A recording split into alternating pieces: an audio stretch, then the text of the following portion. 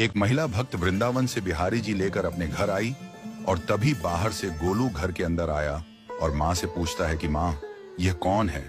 तो मैया ने बोला, ये भगवान हैं और ये ही हमारे मालिक हैं। अब तो घर में जब भी कोई नई चीज बनती तो सबसे पहले बिहारी जी को भोग लगता। पहले यह सब चीजें गोलू को सबसे पहले मिलती थीं। इससे गोलू बहुत चिढ़ने लगा और मन ही मन ठाकुर जी को कोसने लगा। एक दिन गोलू की माँ काम पर जाते समय बोली, गोलू, यमुना जी से मटके में जल भर कर लाना। जब गोलू पानी भरने के लिए जाने लगा तो जाते जाते बिहारी जी को कहने लगा, खाने के लिए तो सबसे पहले तैयार रहते हो, लेकिन काम तो मुझे ही करना पड़ता है। अगर यहाँ रहना है तो काम करो। कहकर गोलू यमुना जी से जल भरने के लिए चल पड़ा। गोलू जब यमुना जी में जल भरने लगा तो उसने देखा कि यमुना जी के अंदर बिहारी जी विराजमान हैं और कह रहे हैं, ला गोलू, घड़ा हम भर देते हैं। गोलू उनको देखकर हैरान हो गया और बोला, नहीं नहीं, मैं अपने आप भर लूंगा। लेकिन ठाकुर जी ने उसके हाथ से घड़ा ले लिया और भरकर घर ले आए। गोलू घर आकर डर रहा था कि अगर माँ को पता लगा कि मैंने ठाकुर जी से काम करवाया है तो आज मेरी पक्की पिटाई होगी।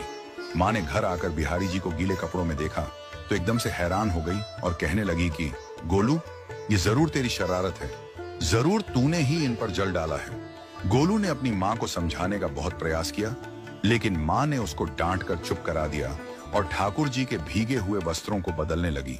अगले दिन जब माँ ने गोलू को अनाज पिसवाने का काम दिया तो बिहारी जी फिर अनाज का कनस्तर ले आए और माँ को ठाकुर जी के वस्त्रों के ऊपर सूखा आटा पड़ा मिला। तो माँ ने फिर गोलू को डांटा कि तुझे पता नहीं कि ये हमारे भगवान हैं और तू भगवान के साथ शरारत करता है। आज तूने फिर इनके ऊपर आटा फेंका है।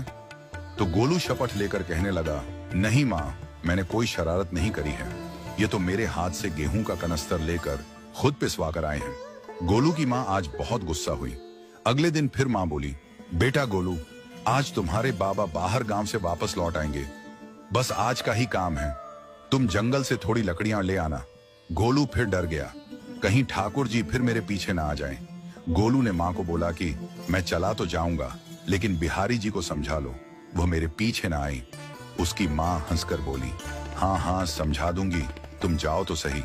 गोलू जल्दी जल्दी लकड़ियां लेने जंगल में चला गया और माँ काम पर चली गई। लेकिन उस दिन माँ काम से जल्दी वापस आ गई और देखा बिहारी जी अपनी चौकी पर विराजमान नहीं है। वह तो एकदम से घबरा गई कि कहीं गोलू की शरारत तो नहीं। वह भागी भागी जंगल की तरफ गई। तभी उसने देखा कि गोलू के साथ एक इंसान लकड़ियों को लेकर घर आ रहा है। गोलू की माँ यह देखकर हैरान हो गई कि यह तो बिहारी जी हैं। ये क्या हमारे भगवान हमारा काम कर रहे हैं? इसका अर्थ गोलू ठीक कह रहा था। वह जल्दी जल्दी भागकर ठाकुर जी के पास गई और लकड़ियां उनके हाथ से लेते हुए उनके चरणों में गिरकर रोती हुई बोली, हे बिहारी जी, ये आप क्या कर रहे हो? मुंह गरीब का काम क्यों कर रहे हो? ठाकुर जी मुस्कुराते हुए बोले, हमें तो तेरे बेटे पर बहुत प्यार आता है। सब लोग हमें भगवान समझते हैं, लेकिन एक तेरा बेटा ही था जो हमको अपना मानता था। अपना मानकर वो हमें डांट भी देता था, हमारे साथ गुस्सा भी करता था, और जो हमें एक बार अपना मान लेता है तो हम उसके मान के लिए उसके ही हो जाते हैं।